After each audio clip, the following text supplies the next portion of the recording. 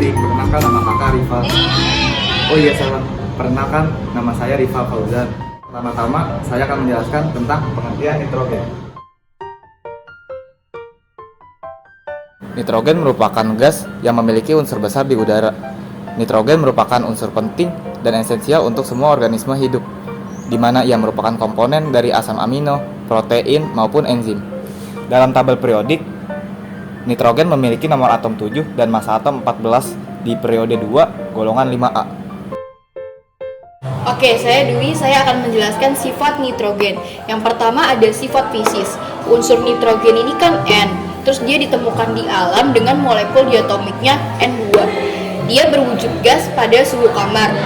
Wujud dari nitrogen ini, gasnya itu tidak berbau, tidak berwarna, dan tidak beracun. Terus, nitrogen ini punya titik didih sebesar minus 195 derajat Celcius dan titik lelehnya minus 210 derajat Celcius. Massa jenis gas nitrogen sebesar 0,001145 gram mililiter. Nah, unsur nitrogen ini memiliki densitas terendah di antara unsur segolongannya dan memiliki jari-jari terpendek di antara unsur segolongannya. Yang kedua ada sifat kimia. Nitrogen ini kan punya unsur yang stabil dan dia juga punya ikatan rangkap 3 pada molekul diatomiknya. Nah, gas hidrogen ini mempunyai ionisasi terbesar dan keelektronegatifan yang terbesar di antara unsur-unsur golongan lainnya. Nah, terus nitrogen juga bisa bereaksi sama senyawa asam. Nah, pada suhu rendah, nitrogen ini cuma bisa bereaksi sama litium. Nitrogen yang bereaksi sama litium akan menghasilkan litium nitrida. Nah, kalau pada suhu tinggi, nitrogen ini bisa bereaksi sama logam alkali dan alkali tanah. Contohnya magnesium. Nitrogen yang bereaksi sama magnesium akan menghasilkan magnesium nitrida. Nah, magnesium nitrida ini bisa diidentifikasi sama air dan lakmus merah. Magnesium nitrida yang diidentifikasi sama air akan menghasilkan magnesium hidroksida dan amonia yang bersifat basa, sehingga lakmus merah yang tadi akan berubah menjadi biru. Nah, terus nitrogen juga bisa bereaksi sama unsur non-logam. Contohnya ada oksigen dan hidrogen. Siklus nitrogen. Siklus nitrogen adalah siklus biokimia kompleks di mana nitrogen diubah dari bentuk bebasnya menjadi bentuk yang bermanfaat dalam proses biologis. Siklus nitrogen terdiri dari beberapa tahap. Yang pertama adalah tahap fiksasi. Tahap fiksasi merupakan tahap penggabungan nitrogen dengan unsur lain secara kimia yang disebut dengan penambatan nitrogen. Nah, salah satu caranya ialah melalui kegiatan organisme bersimbiosis yang dapat mengubah nitrogen menjadi amonia yang kebalikan dengan denitrifikasi. Yang kedua ada nitrifikasi. Nitrifikasi adalah proses oksidasi biologis amonia dengan oksigen menjadi amonium dan diikuti oleh proses oksidasi nitrit menjadi nitrat. Nah, degradasi amonia ini dikenal dengan proses nitrifikasi. Nah, yang ketiga itu ada asimilasi. Asimilasi merupakan senyawa yang berbentuk dengan berbagai macam. Yang pertama ada nitrat, nitrit, amonia, dan amonium. Nah, komponen-komponen ini merupakan komponen pembentuk protein hewani dan nabati yang diambil oleh tumbuhan yang disebut dengan asimilasi. Selanjutnya amonifikasi. Amonifikasi tumbuhan atau hewan mati ketika hewan menghasilkan limbah nitrogen ke dalam bahan organik masuk kembali ke dalam tanah, diuraikan oleh mikroorganisme lain yang dikenal sebagai penguraian. Dekomposisi menghasilkan amonia, kemudian untuk proses biologis yang disebut amonifikasi. Selanjutnya denitrifikasi. Denitrifikasi nitrogen kembali ke atmosfer melalui proses ini di mana nitrat diubah kembali menjadi gas nitrogen.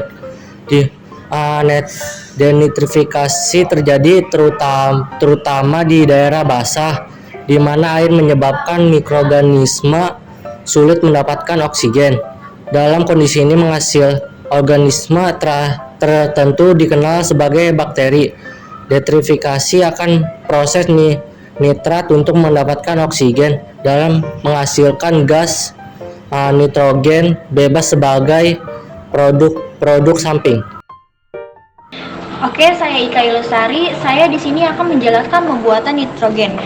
Nitrogen dapat dihasilkan melalui skala laboratorium melalui beberapa reaksi berikut. Di sini yang kedua ada nitrogen skala industri.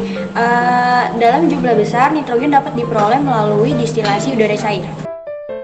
Nama saya Lengen Warta dan saya akan melanjutkan pembahasan tentang senyawa nitrogen.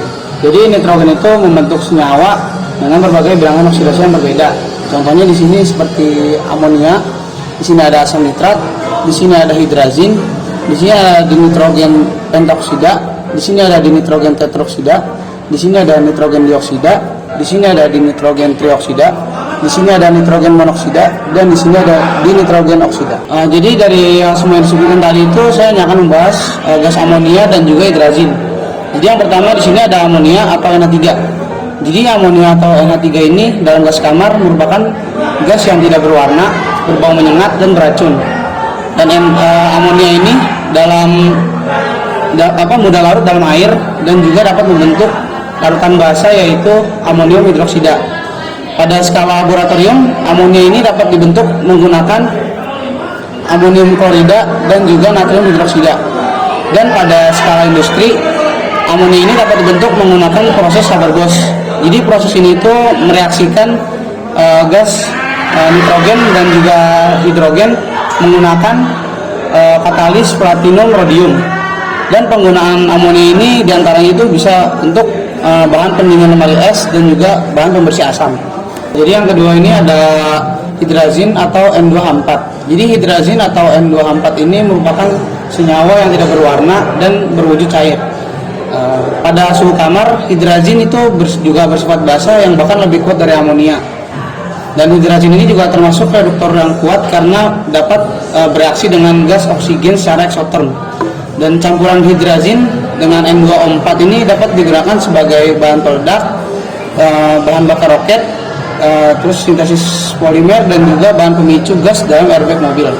Oke, yang ketiga ada asam nitrat atau HNO3, yaitu menjadi salah satu senyawa hidrogen terpenting di dunia industri. Terus nitrogen dapat dihasilkan dari proses Ostwald. Selanjutnya ada garam nitrat dimanfaatkan sebagai pupuk tanaman. Natrium nitrat untuk glasir industri keramik. Campuran kalsium nitrat, serbuk belerang, serbuk karbon menghasilkan mesium. Selain itu senyawa dimanfaatkan sebagai pewarna rambut dan cat.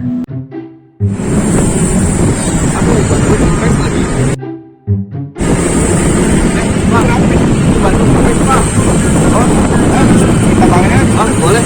Gimana itu? Ada buat sama masuk ke jalan.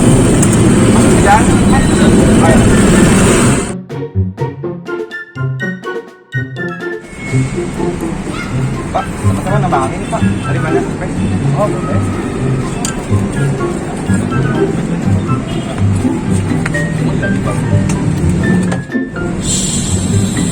Pak, ini tuh bedanya tambal ban yang di pinggir jalan sama yang di pom apa sih? Oh, kalau yang di pom itu kita pakai nitrogen, kalau yang di bengkel itu cuma pakai angin biasa. Oh, gitu ya Pak. Saya baru tahu Pak. Saya dengar nitrogen lebih bagus ya Pak buat ban. Itu apa bagusnya Pak? Jadi kalau kita pakai nitrogen itu kan di dalam ban itu kan nitrogen sama oksigen itu kan bereaksi. Itu ngebuat tekanan ban itu jadi lebih stabil. Oh, gitu ya Pak. Oh, makasih ya Pak ya. Saya jadi tahu. Oke, ini udah ya. Oh, udah Pak. Oh, udah Pak. Udah nih Pak.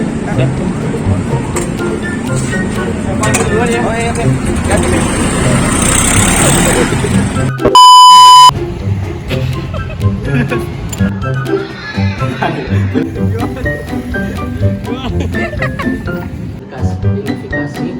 Denitrifikasi. Dari hasil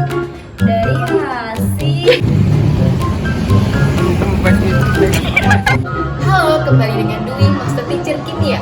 Master teacher, ulangan aja remet.